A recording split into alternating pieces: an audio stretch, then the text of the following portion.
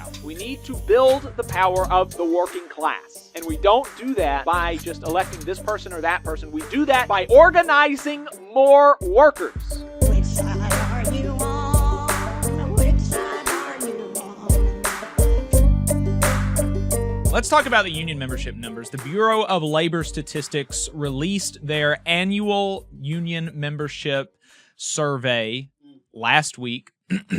And the big news is that the union membership rate declined again for the third straight year, and continued the general trend since the 70s or so.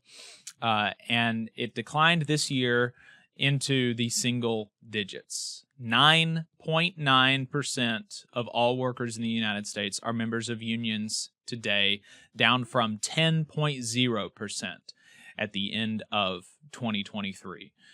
This is a huge indictment on, yes, the laws of this country and the broken labor laws and the broken enforcement, and the fact that even under the most pro-union presidential administration since FDR, it was still very easy for employers to flout the labor law. It will only be easier under the Trump administration, but it was still much more easy than it should have been. There were little to no real penalties, even when employers were found to have violated the law.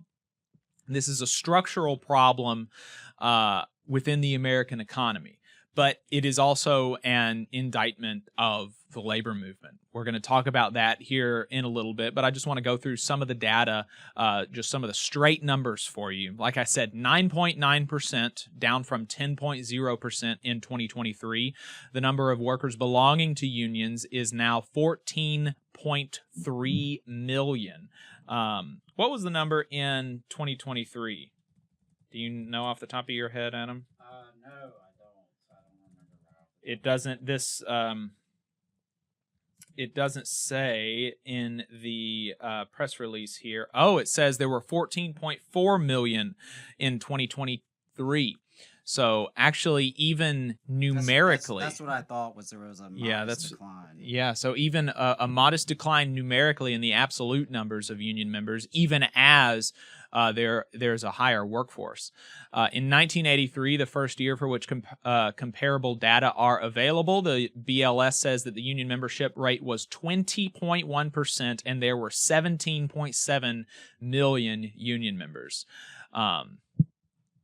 They go on to explain how it was compiled. These data on union memberships are collected as part of the Current Population Survey, a monthly sample survey of about 60,000 eligible households that obtains information on employment and unemployment among the nation's civilian, non-institutional population age 16 and over. For further information, you can see the technical note in this release.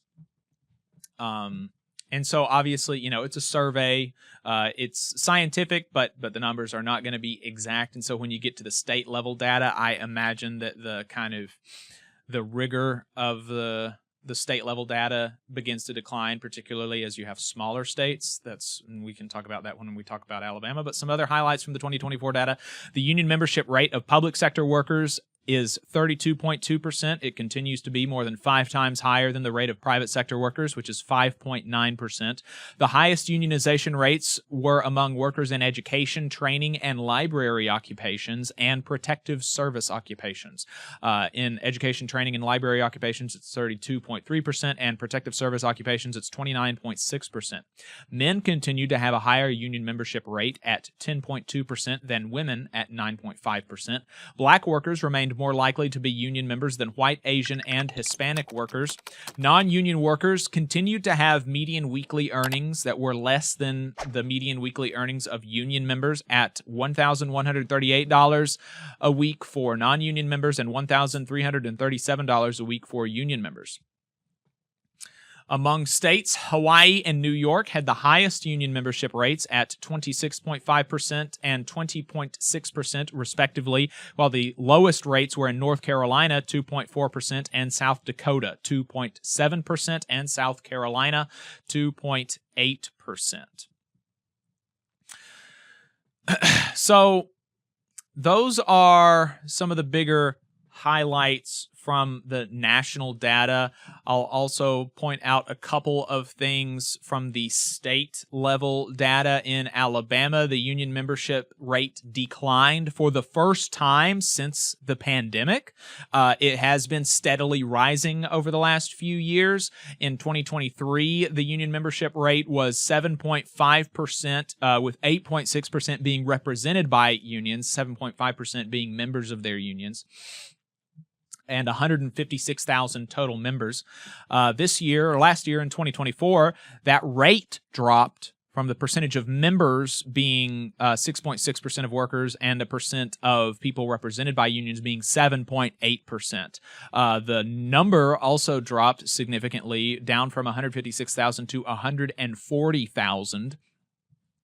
Other states obviously saw, declines, but since it is so close, even though the move from 10.0% to 9.9% is huge, kind of like as a milestone, like this is the first time since we've been collecting data that a single-digit amount of people in the U.S. are union members. It's huge kind of as a milestone, but ultimately the number is not that different, and so you're going to have states are going to be really across the board. Some of them are increasing, and some of them are decreasing in their union membership rates.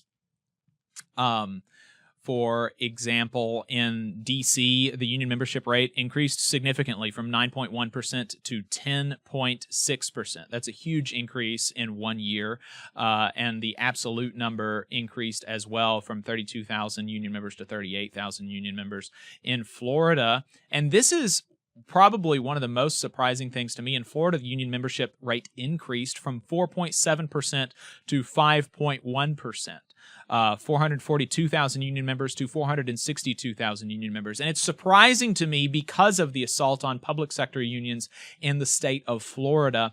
McKenna Schuler says that she has tracked some 50,000 public sector workers in the state of Florida that have lost their union membership. Although you can see in the state of Florida, the percent of employees represented by unions, even as the number of union members increased, the number of people represented by unions did decrease. In 2023, it was 578,000 people represented by unions, and in 2024, only 569,000 people represented by unions. So that's interesting dynamics there. I wonder where the new union members are coming from. And that, that reminds me that like the union membership rate in Alabama also increased pretty significantly 1 year. I think it was by like 20 or 30,000 union members.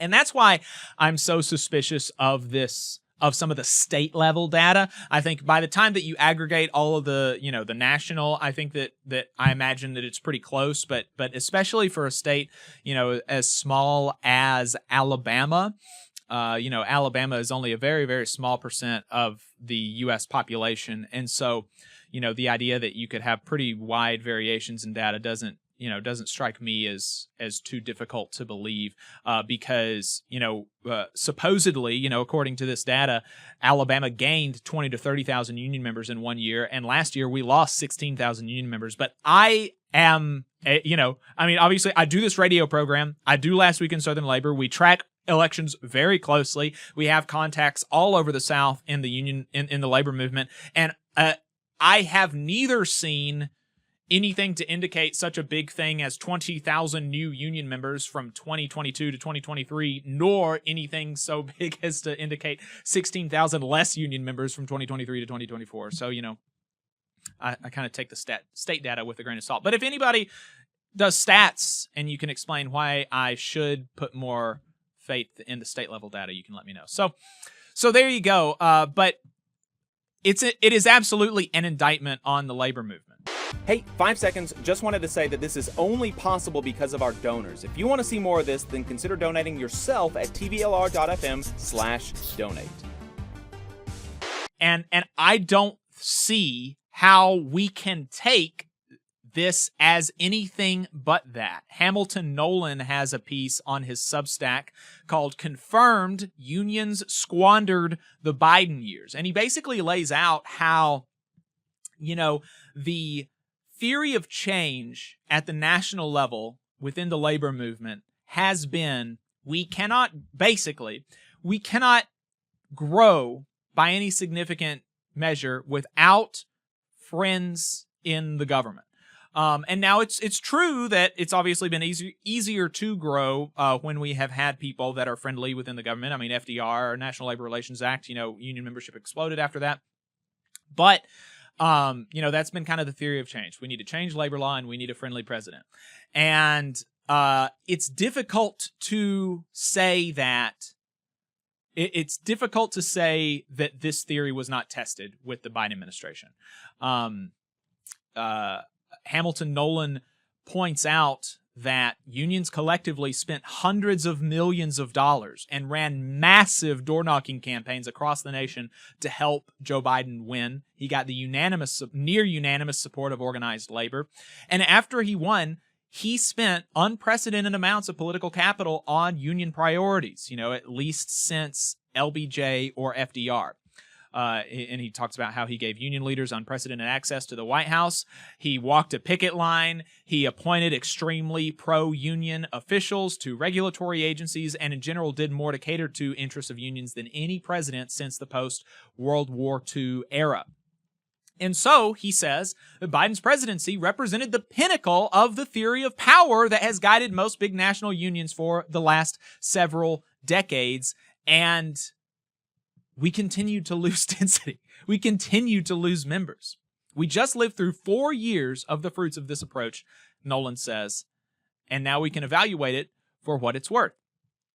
He says that, of course, Biden was infinitely better for unions and workers than the alternative scenario of Trump winning in 2020. That's common sense. It's a question not even worth dwelling on. But the question is not, he says, should unions support Republicans or Democrats? The question is, has achieving electoral political power translated into the growth of union power?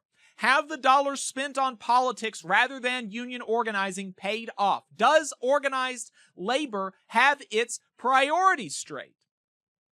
Hamilton says today we can definitively say the answer is no, and I agree.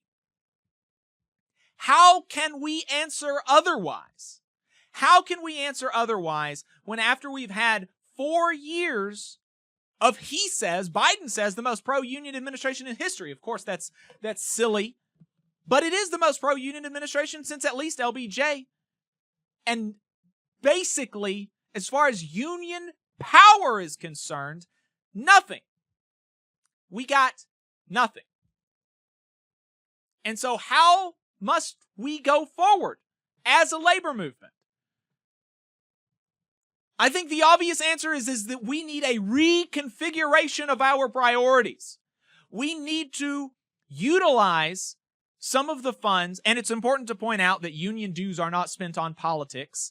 That is spent by unions have separate PACs that members can donate to if they want. But we should utilize those political dollars to advance independent expenditures and even to advance organizing efforts, because we have seen that getting electoral power at the highest office in the land has not helped us build union power. And that's what we need. We need union power. We need to build the power of the working class. And we don't do that by just electing this person or that person. We do that by organizing more workers. And so that is going to be the task. That is going to be the task over the next several years. Adam, do you want to say anything else before we start talking about the NALC? Well, I know, yeah, we got Mike on the line, so I'll keep it brief and just say that, I agree. I think when you look at your numbers and they continue to shrink year after year after year after year after year after year, you have to ask, what are we doing wrong? What are we not doing right? What can we change? What can we do different?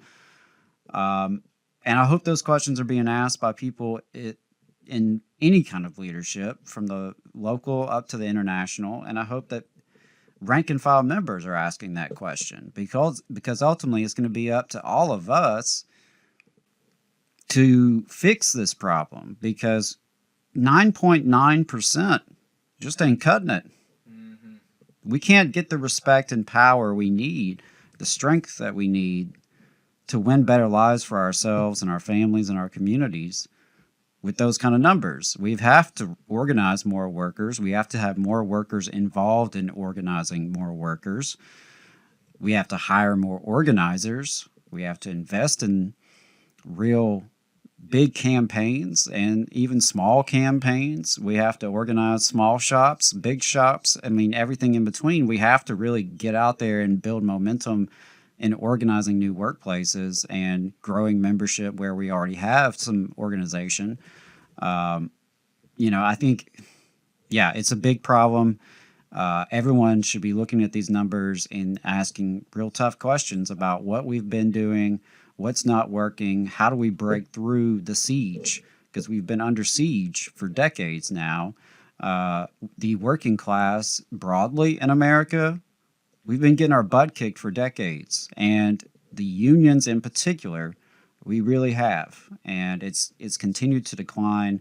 We cannot afford to continue this decline. As I told you yesterday when we talked about this, I wonder, my daughter has 9 more years until she can graduate high school and go on to be an adult in the workforce.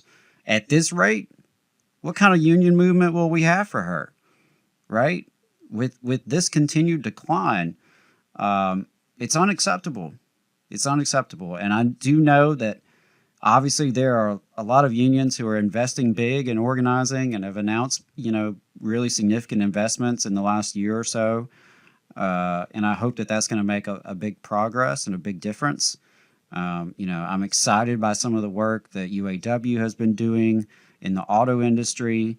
There's other unions that have been really trying to spread. I'm proud of IATSE for trying to break into the video game industry. Proud of CWA for doing that as well, breaking into nonprofits, other sectors.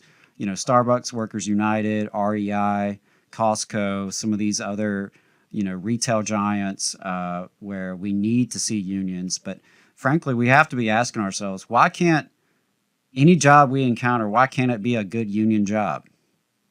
Doesn't matter, right? Cooks, cashiers, clerks, construction, lawn care, maintenance, whatever people do for a living, if they're making some value, which clearly they are, they wouldn't be paid for it, why not have representation, right? Unions are democracies. Unions are tools for us as working people to come together, pool our strengths and our talents together, and coordinate and collaborate so that we can get a better deal out of this whole economy.